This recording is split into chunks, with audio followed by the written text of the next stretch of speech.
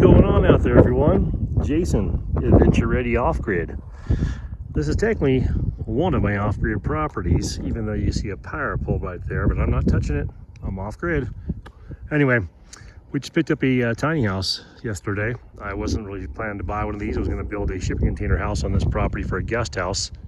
This is the property I house my storage containers on. I normally have about 6 of them on here, and I got a couple trucks, a couple trailers. But I only use about half the property, so I was going to do a shipping container home over here. And I always keep my eyes peeled. Sorry about the wind too. I'll get inside here pretty soon. But yeah, I always keep my eyes peeled for these little shed cabins. And this isn't little by any means. It's a 12 foot by 40 foot. I think about a 13 foot tall pitch on the gable roof with dual lofts and the front of the patio. But this came up on Facebook Marketplace. I thought I saw this one before. It was a little bit, normal price like people expect to get, and then it came out and it was super, super inexpensive. So I decided to jump on it. And like I said, I was going to build out of a 40-foot high cube here. I'm going to be using 3 high cubes, 40-foot high cubes on my main property next year, January, to start building out my main house out there on our 40-acre off-grid property, which will remain off-grid. This property here will most likely get tied into the grid here. I'll throw a septic back here in the easement, or not the easement, but the back area here before the easement. And then we have water in the easement and electrical, like I said, in the back here. So all these houses are a little subdivision. That's a little mess I made, or my buddy made when he kind of cleared this out for me. I took all the trees out, which I'm super bummed on now, because I probably could have dealt with those 2 trees, this tree and that tree, and still been able to do what I'm doing, but live and learn. So I decided to take them out because I was running into them, hitting them on the branches of my truck when I was moving these containers around. But back to the task at hand here. So yeah, we keep my eyes peeled for one of these things, looking for the broken window model, found that. I took the canopy they had for their propane off the side and put it over there for now. But yeah, this is a used one. Person had it on Facebook Marketplace. As you can tell, used to belong to the owner of Ferrari, most likely. Emergency use. The last key. Probably I don't know, kind of fry with that. You think a Testarossa maybe? Testarossa would fit the era maybe. But yeah, so I found this tiny house listed. I'll show you the door here. If you guys have ever seen a door before. Little seal issue, a little bit of angle on this thing. I've heard some things about these Gracelands and other heritage homes, other brands that gotta look out for, but this is, like I said, a 40-foot by 12-foot model. It's got the little patio. I would have preferred, if I was going to buy one, to bring it all the way out to the end, because although it's 40 feet, you're only about 35 foot of space to that far corner, and obviously you'll lose quite a bit over here, and you got a good 4-foot porch. But I mean, the porch is almost too small to enjoy it. I would rather attach something to it myself. Got a little spot right there. I wonder if that happened when they moved it. Space right there. But anyway, I was gonna try and move this myself, but they had originally put it on their property with one of those little carnival mule things that they have, like a little forklift, and there's no way I would be able to scoop it up with my trailer. My trailer capacity could hold it. I was thinking about lifting up the air, and where the skids are here, I'll show you where these skids are here, right here and right here, right there. They didn't line up on my tracks, but I thought, well, man, I'll just pick it up in the air with my trailer, which I can, and then put new skids on there. But it just became like a little bit of a nightmare concept, and it's just not what I do. So I use a local company, and I had them in another video. I think the previous one I put out some information on their company. They're operating out of Apache County if you guys need a shed moved. So real reasonable, and a real nice guy and gal, and I think the brother-in-law was helping as well, but a cool little deal. So yeah, I don't think the owner of Ferrari owned this before. I'm not sure if there was a Testarossa part next to this thing at any given time, but we did find that in the attic. I thought it was really funny to put it up there, and I'm pretty sure that's not the blank for the Testarossa. Well, who knows? But yeah, that's a little thing here too. So someone had been in this on a family property. I see a couple of holes in here. They had already insulated this entire thing, and they put plastic down the whole thing. You still see some of the plastic on the top up here to keep the insulation off of them. Obviously, they had a wood burning stove over here, hence the gigantic hole right in the front of the house, which I would put that in the back myself. But I mean, to each his own. I guess this is a good area because you got the cubby here, probably provide a lot of heat pushing off there. It had some hardy board on here. But yeah, they were in the starting phase. They were living in this, but they weren't like, fully built out. They had insulation, hardy board, wood stove, some sort of bathtub over here, like a horse stall, or a horse feeding trough bathtub shower thing. Had a bed and stuff over there, and had all insulated with some lights over there. when I got it, it was full of trash. So this is kind of some stains. There's trash all over here. They had a little falling out with the family. And from what I was told, they moved out and, I gotta sneeze. Oh my God. Yeah, we got a lot of dust in here. I just literally vacuumed this thing from head to toe. It's still got a little bit of debris and dust, obviously. I think some of these holes, some moisture got in probably with the last snow. I think this has been vacant for over a year, basically, on their property. You can see they had plumbing in here and electrical. They took everything out, stripped it down. I guess they went out of town for a weekend. They came back, and the people who were in this, the family members, had stripped everything out of it and moved on out. So I guess they wanted to rent it out or something, or needed the materials. I really don't know. But that's fine. I would prefer to start with a clean slate and build my own than to start off with something someone else did not know if they, dotted the I's and crossed the T's and all that stuff, and they have like electrical issues or plumbing leaks. So, but sorry for sniffling, man. I am just full of dust. I've been here dusting for yesterday afternoon. They dropped it off, and I was in here today just climbing on ladders and getting, got the shop back and got all the dust and debris out. So this window is broken. This was an overhang, like I said, out front for the propane tank. So I went ahead and just put that over the window for now, so we don't have anyone kind of bumping in here, or birds living in here. Tomorrow I'm going to go ahead and patch these holes from the inside just temporarily. Got a little area right down there. He had something over there, but it looks like it's pretty rough drill right there. And like I said, we got a couple of drill holes over here, holes through here for some water, whatever it was, or electrical coming into this thing. I'm not real familiar with these buildings. I don't know all the specs. I know this is a 40 by 12 foot. And I know from that corner to there, you get about 35, and you get about a 5 foot of deck. The deck, some people like, I see they're very popular up here. I'm sure, there's reasons for wanting the deck. Obviously, you just, you can go hang out on your deck. Well, if I was to build something like this, I would never lose square footage for that because it's not worth it to me. I would just make a rectangle, then I make a deck beyond that separately. Just a patio cover type of deck like I did with my workshop out, my exterior workshop at my place that we're on across the street. But anyway, these are popular because if you're not mechanically inclined, or even if you are, you just want to not have to do the work, you got a nice little patio to sit on. This is all 2x6 as far as the framing, which is pretty damn impressive. I use 2x4s in most of my framing. I'm surprised some people use 2x3s or 2x2s. Some of these, maybe not Graceland, but other sheds. I looked at shed cabins 4 or 5 years back when I was considering buying one of these to live in, to build out what I'll do with this. I was super surprised how poorly designed they were and how cheap the quality of wood and how small the materials are. So I'm saying a 2x6 is, this is, well, not exactly 2, but referred to 2 inches wide, 6 inches deep, as opposed to a 2x4 or even a 2x3 that some people use. I don't even feel my hand. But yeah, so 2x6 is all the way through. This is incredible right here, this pack right here. I don't know why I got so many. I'm sure that's some sort of a, but 5 of them in a row is pretty severe. I guess when you move these, you don't want to split apart. But yeah, so it's pretty cool. What I'm doing over here, I was planning on putting a guest house in. So I'm not having guests up all the time, but people want to come and visit me and my family up here. And we live in a 2-bedroom, 2-bath, literally single wide, 60 foot by 14 foot mobile home. So I mean, it's a Fleetwood build. So I'm familiar with Fleetwood. My diesel pusher was a Fleetwood. My gearbox toy haulers were Fleetwoods. I worked in the RV industry for 5 years, repairing all kinds of different RVs. So Fleetwood is a good manufacturer. So our mobile home is a Fleetwood, and we're slowly building that out, but it's just not the size to where you can really accommodate guests. Some of my friends are living in their vans full time or RVs full time. That's different. But like my folks or ex-in-laws or other friends and family members that want to come up here, I wanted to provide a space so they can come up here comfortably, and we might even flip it around. I mean, make this nice enough to where I live in here for a little while, and they can stay in the house. Who knows, or share this. Who knows? But like I said, the idea was to have a space for mostly family or friends that want to come up here and want a space to come visit. Do I have to create that? Of course not. Can they just rent something or stay in a hotel? Of course. We also have this vacant property over here.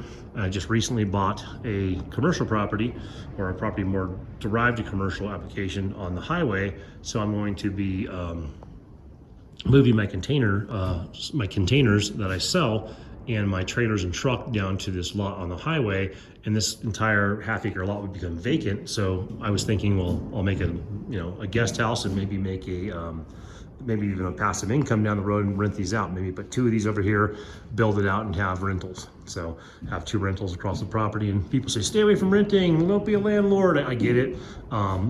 If I live across the street or down the street, and I have a couple of these properties in this immediate area, you know, and you don't pull a lot. These aren't $4,000 a month rentals over here. You'll get between $850 to $1,200 a month for rent over here, depending on, you know, family size or capacity size. Something like this will rent between like $750 to $950 a month over here. So, I mean, it's good passive income if you go that direction. That might be something I do in the future. And for people that watch my off-grid channel, which we're on right now, I have multiple channels.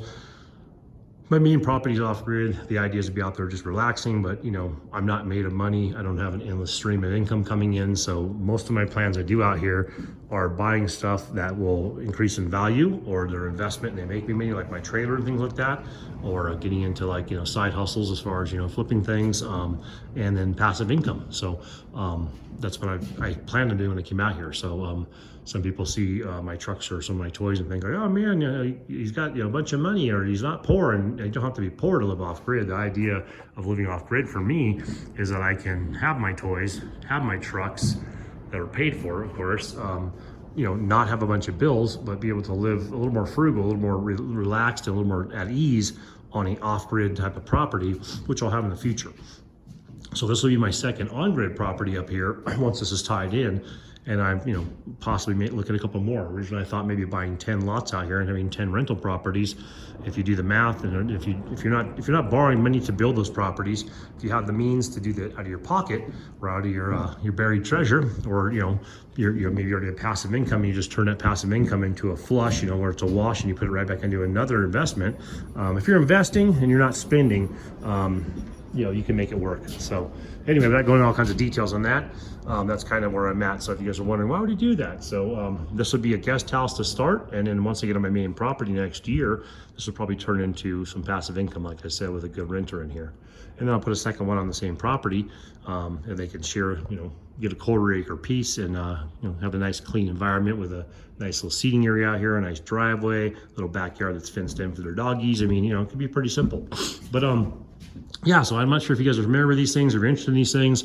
I've always kept an eye on them. If a deal comes about, I jump on it.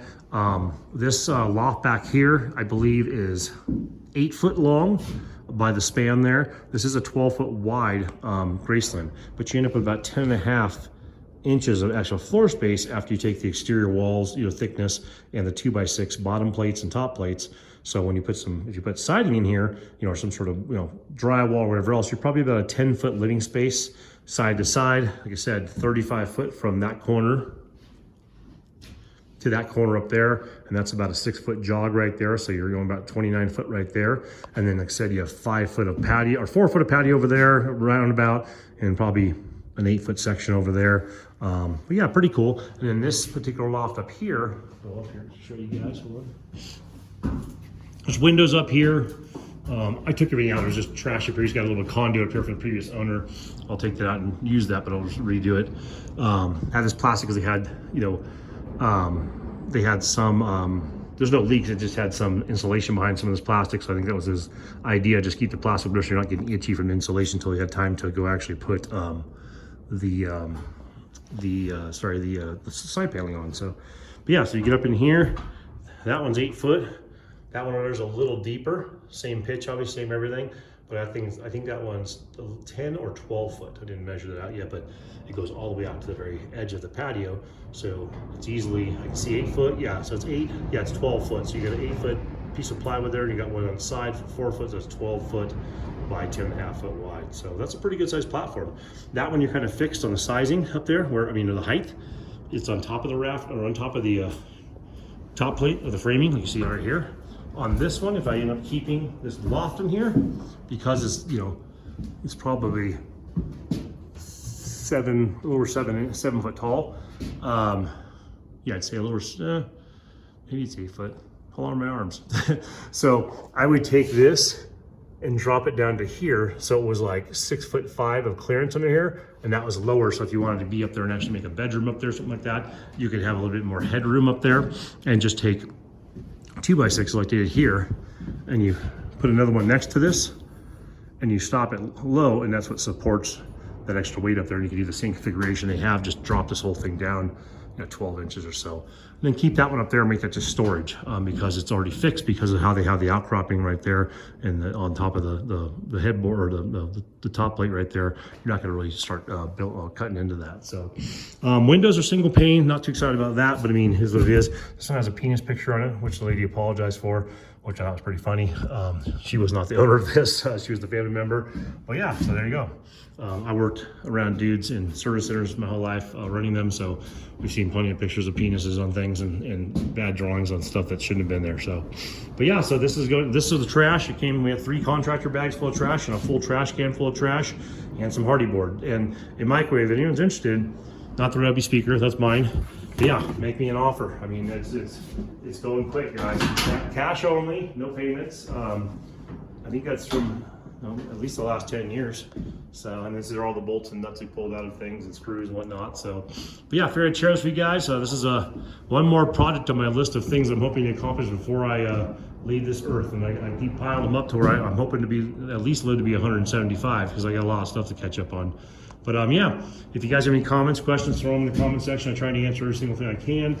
I will document this build out the best I can. I'm not the best at the tutorials or the DIY. I mean, when I'm DIYing how-tos, I pretty much just film, this is what I was doing, this is what I'm gonna start, here's the finished look. I mean, I don't usually capture it in the moment, and part of that's because I'm running back and forth to Home Depot all the time, and I'm too lazy to figure out how to edit film.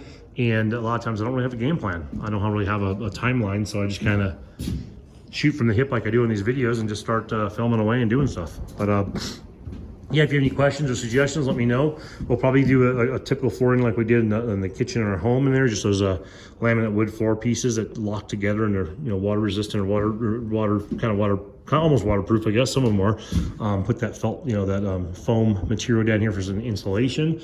I probably won't go with drywall. I just hate doing drywall. I've done drywall many times on houses I've rented or owned, and I don't enjoy drywall. And I figure with this thing, if you ever want to move it, I'd like it to be able to move without cracking every single big thick section I try to float.